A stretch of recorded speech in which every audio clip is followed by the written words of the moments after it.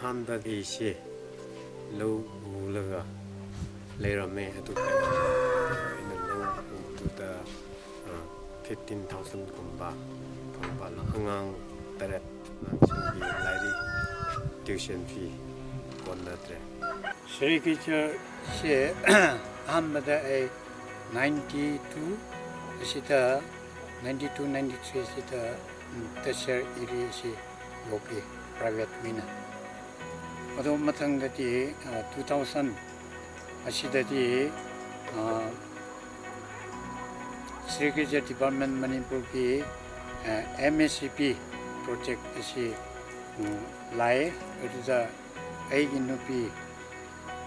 AS Timra 1 sina reading house ama pangi 2014 dati Sericulture Department Government of Manipur na pivotal project si pagkapita ay chanupi sangam orna reading house ama pangi ay na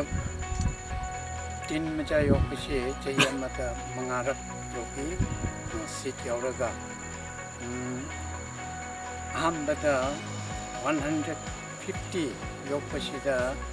kg 130 bangame aduga 100 TFL yokpata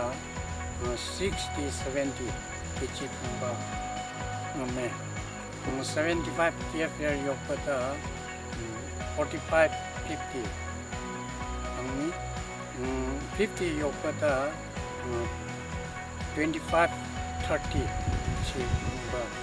ngame ina jiyemada timnaja yokisi TFL 300 400 si yoi kobunsna 250 300 si ina Sericulture tawbisina jahida jahi parabdi ba lak amaga dasing maripu nipu ba hangba ngame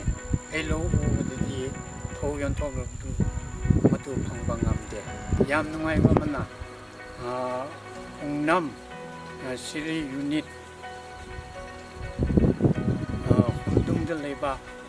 mana ikhoi kunda changaga afabada chatruk second class ta chamanga third chamari adu khun sida mana lobini 2013 dati ship hangbane okun district ki best kokun harvest ana ship bne 2014 dati certificate ship bne 2015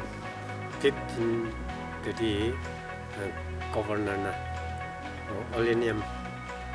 mofra ama bne aduga 2016 ni okun gi best farmer winner CSP na CP bne tin yok pese sinatrati ekoi open district ti pesa ate di taningai lete si sinatanga da ni low over ti machine yam tina helle una ad yam pami aduga ekoi district labor hammer singsi amma wirasu amar wirasu achana department da partnership loga patna min na se aisi